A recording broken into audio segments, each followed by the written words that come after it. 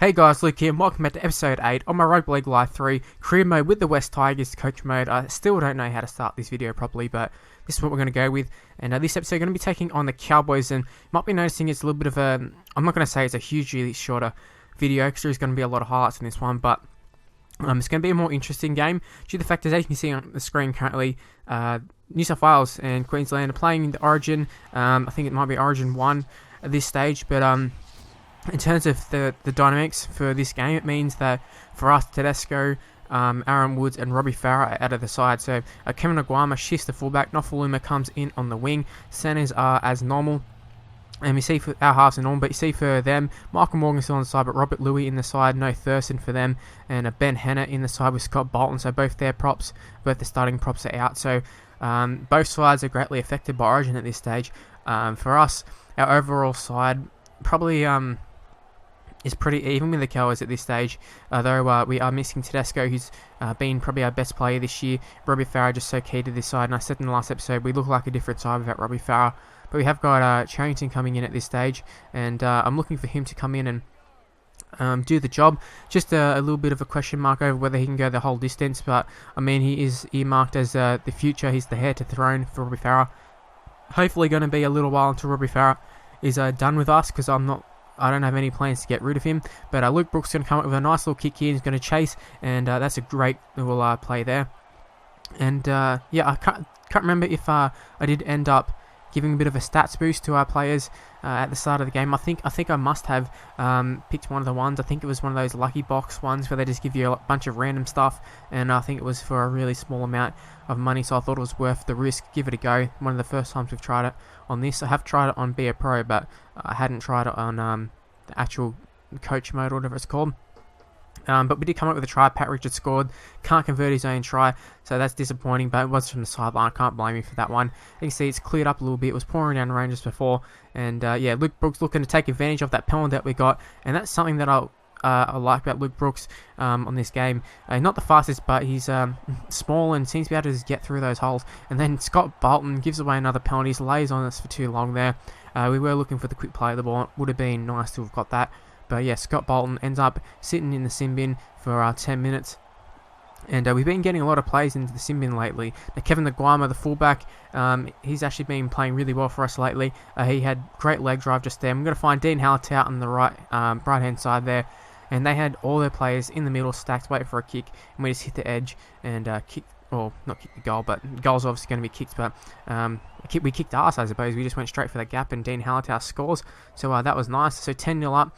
And we're sort of versing the clock at this stage. Now, David Nofaluma playing one of his first games of the season. I can't remember if he actually started first grade at the start of the year and we dropped him. I think he might have when Chris Lawrence was still playing in the back row, but Lawrence in the centres, obviously. Now, Kevin Aguama at fullback gets his hands on the ball from the bomb, and Dean Hallertout races over and he scores his second. That was a really nice try, in my opinion. I was tempted to put in a second replay at that, but decided against it. But thought that was so nice. Went up high on Aguama, got the pass away, and obviously there was so much space, they just bunch around the ball a lot. So if you get your hands on it, just get it out wide, and you got that much space, and you should score a try every time in that situation. Now, Kevin Aguama stepping in where James Tedesco left us in getting us off to a great start from the kick returns, and Kevin Aguama absolutely doing a fantastic job there, and Luke Brooks once again exploiting the little gap there from the tap, and then did our best there with Chris Lawrence, and it's very similar to that Roosters game where should have just went himself, maybe through a dummy, but Martin Tapau, I was going to say James Tedesco, but he's not in the side. Martin Tapau ends up with the ball there, and yet again scoring another try from a kick. So that's 2 tries we've scored from kicks, and I got to say, I think before that we might have scored maybe 1 try from a kick, and I think that might have been in a trial game. So you can say it's luck, but I think we just playing really well. Maybe it's a stat boost, I'm not really sure. David Nofaluma down the left wing in there for when Tedesco moved. Tedesco's playing for New South Wales, and Aguama moved to fullback, so Nofaluma's getting his chance, and he's actually playing really well for us.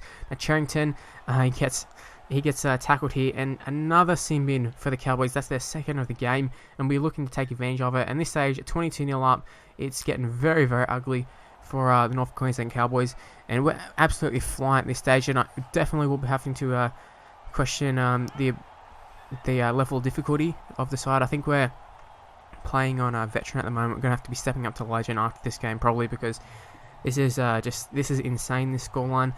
We might give it a few more games just to tell entirely, but I think it's safe to say that we're sort of too good for this level. Maybe not good enough for the next one, but I'd rather be slugging it out in the next one than absolutely be flogging sides, especially like the Cowboys, who, I mean, don't get me wrong, like, they're missing Thurston and a few players, they're props, but we shouldn't be beating them 26-0 at this stage after 36 minutes here. But Charrington got us off to a nice little start there. We had Sandy and all that running in support, but the ball just finds itself over the sideline here, and then Martin Tapau comes up with a huge play there. They had a little bit of a line break. I don't know why they went for the inside pass, but they did, and yeah, Martin Tapau picked it off ever so easily. And I like the animation where they just jump up, but yeah, Charrington is going to go himself. No, he doesn't. Cuts back inside. I think ideally I think what I was doing is looking for that pass for Chris Lawrence, and every now and again it does a weird thing where it'll just pass it the wrong way somehow. I don't really understand, but I can only imagine the idea was get to Chris Lawrence there and he'd go over and score. Well, that's what I'm hoping. I'm hoping I'm not embarrassing myself by throwing a shitty pass like that. But it starts in the second half. It's going to be a good one, and it was Paddy Richards with a nice little run there, followed up by a penalty. Now right here, Martin Tapau ended up on the receiving end of a really nice offload there, but he puts it down, and it gives the Cowboys an opportunity. Now I know we're 26-0 up, but we've seen in real life, we've seen in plenty of games this year in real life, like 2015 season. You might have a big lead, but you don't want to get complacent, because all it takes is one try and the momentum's turned. And I do feel like momentum does play a factor. So many times I've conceded a try, and then after that, there's line breaks left, right, and centre. I can't make tackles, can't do anything. But Kevin Aguama is going to destroy all the momentum from the Cowboys that they had, which I don't think was any, but really, really nice try. It just left and right, just weaving in and out. It was just, it was so good, that try. It was a perfect fullback try, and I'm really happy with that one. I thought that was really, really nice. Now, they throw a really poor pass here, but it's going to work out okay for them here as they end up attacking down the right-hand side. Nagama comes up with a tackle, and good stuff there. But I do want to show that Cowboys weren't, they were having their own little chances, but we'll shut them down pretty well. The first half they didn't get that many opportunities, but the second half it sort of opened up a little bit. We're sort of conserving a bit of energy here. I think Charrington came off for a little bit, and Halatau jumped into hooker, so I think that stopped us a little bit. But yeah, that's not going to be the last highlight here. 76 minute, get it to Sue, just a lot of drawing and passing here, and I think that's more of a realistic draw and pass. We have the numbers down that side, so definitely was worth going there. Nofaluma cuts back inside, as a good winger should, and he cuts in and scores straight under the post. And it's a little bit of a luxury we've got. We've got some really good wingers, and we're going to have to sort of question with contracts and that sort of stuff, see what everyone's on. I know Paddy Richards on a huge contract at this stage, and he is quite old, and is it worth keeping him on as like one of the highest paid players? He's very good, but I mean, we've got Nofaluma sitting in the wings there, sitting in reserve grade, when he could be playing first grade for sure. But yeah, no reason to drop Richards. He's going very, very well. He's a goal kicker, but it's just something to keep in mind there.